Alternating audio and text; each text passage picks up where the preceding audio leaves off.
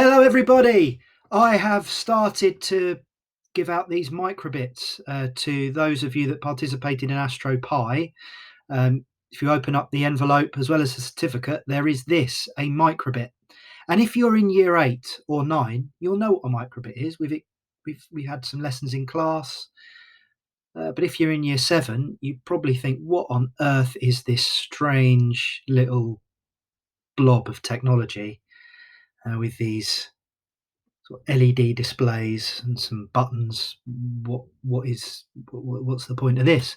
Well, a BBC Microbit is fantastic. There's so many things that we can do with a BBC Microbit. So let's just have a quick look around. So in your bag, I gave you a USB connector. So on the top of the Microbit, you'll see a USB connector. So connect that into your computer. You're going to use that to download the programs onto your Microbit. And then on the back, you can see as I'm looking at the front of the microbit with the LEDs, sort of just behind, you have this. This is where the battery power pack goes. So I gave you a battery power pack with a couple of batteries in there. They are new batteries. I expect them to work. So connect them in there. And wow, once you've connected it to your computer, now you have got a mini computer that you can program. Now, how awesome is that? So let's just go over a little bit more about the microbit. So we've said we've got these 25 LEDs at the front. So what's that? Yep, 25 LEDs. Then on the back of it, it actually describes what it has. So it has a compass. So there's a compass on here, much like your phone. You probably wonder how your phone can keep track of where you are with Google Maps. And I don't know if you've used Google Maps to really find out how to get somewhere if you're in a strange place you haven't been before, and find your way. And as you walk around, yes, the phone is using GPS, but it's also using a compass to work out where you are. This has a compass too, so that's quite cool. There's something called an accelerometer, and what an accelerometer means is the microbit knows where it is, knows if we're tilting it left, right, up, down. I could make a pretty cool games controller for this, don't you think? Maybe a pretty cool game. Lots of possibilities with this. I'm going to show you in a moment. There's Bluetooth on here as well. We didn't use Bluetooth in the lessons. We did use the radio in year 8, and I know there were several of you had a lot of fun with throwing ducks between these.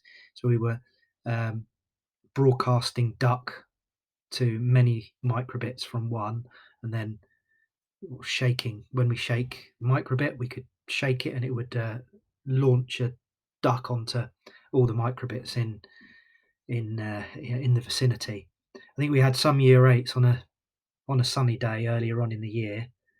They were quite infrequent, weren't they, those sunny days? But we did have some students go onto the playground outside W29 to see how far these small little microbits can pass their signals between each other. I think we got from my memory may not be right, but it was from one end of the playground to the other. I don't think we went onto the field. We're not allowed on the field anyway, are we? Not during winter. Oh no.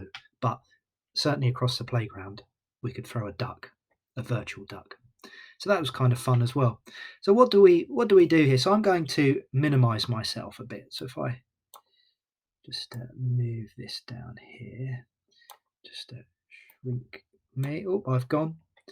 So on the if you go to makecodemicrobit.org on YouTube, I'm going to put these links in, and these are some programs that I've created. But you can see here you've got new projects, so you can create a new project. Before we go into that, you've got a number of tutorials, so you can make some simple animations. So the first one is a flashing heart. We can do name tag. We can use the buttons. I didn't explain those, but there's 2 buttons on there, A and B, or a third button if you push A and B together, and you could have different animations depending on what what buttons you've pressed. We've got a dice, love meter. Wow, yeah, and we've got micro chat, so that's using the radio functionality. These are very much introductions to the microbit, just really scratching the surface. This is a great website. You can see where students have created a variety of programs with the microbit. Oh, temperature. Yes, there is a temperature sensor as well on the microbit. I believe it runs as part of the CPU, but the CPU runs cold, so it really is an ambient temperature. So this temperature that you're reading really is the CPU temperature, but the CPU is very cold, so it will read the ambient temperature of microbit. That could be a useful application. Some of you might remember Spencer the spider plant, and I attached a moisture sensor to the microbit, and I had a smiley face if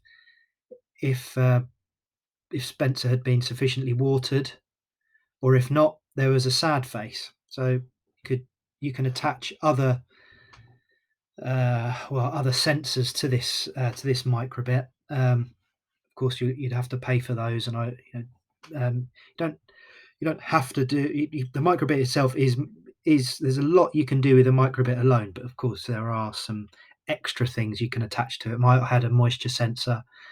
There's some other things I've used, so much more comprehensive display than the 5 LEDs as well. There's lots of things you can buy for this as well. Oh, there you go, programmable LED. There you go. That's quite similar to what I have. All these lights. Okay, there's a compass. Well, there is so much. What is this one? Arcade buttons. Step counters, coin tossing. And then we have these games as well. You can find so much online. I've just done a very quick search on YouTube. And wow, look at that. Just all these different projects that people have created. It is so cool. So I'm going to put some links into YouTube as well. I'll start off with the MakeCode microbit. Oh yes, what I didn't show you. So you're going to go to new project. Let's just do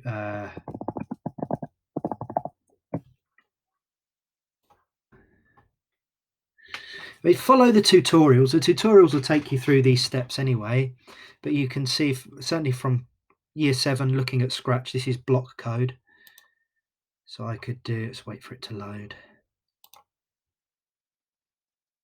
This is event-driven programming. So what that means is when something happens, do something. So on button A press, do whatever is in this block. When shaken, do whatever is in this block. When pin 0 is pressed, do whatever's in this block. So it's event-driven programming, quite cool. We've got our basic code. We've got our 2 code blocks. The difference between them is this will run once on start, whatever's in here. Forever, this will loop. So we could do let's get some Mr. Lovell art. All right, so here we go. Smiley face. There you go. So that will forever show a smiley face. And then you have on the left-hand side, you have this really cool emulator that shows you what you've just programmed. It only takes a few seconds from when you've added the code blocks to watching what the code blocks do. As I said, this is awesome. Oh yes, do not call your project new project. Call it something relevant so you can find it in the future. Happy face. Save it. These are saved in your browser, so you're not saving these at a username. You're not saving these at when I say as a username or in the cloud, and you log in and then you find your you find your program in the cloud. It's stored in your browser. So yes, you can either just log out, and you'll come back and you'll see your program, or click the save button and save the file to your computer somewhere. I think I've been talking enough. I think think you can go off and practice this now. Have loads and loads of fun. And yeah, let's get on with doing some computing. Okay, guys, you take care. See you soon.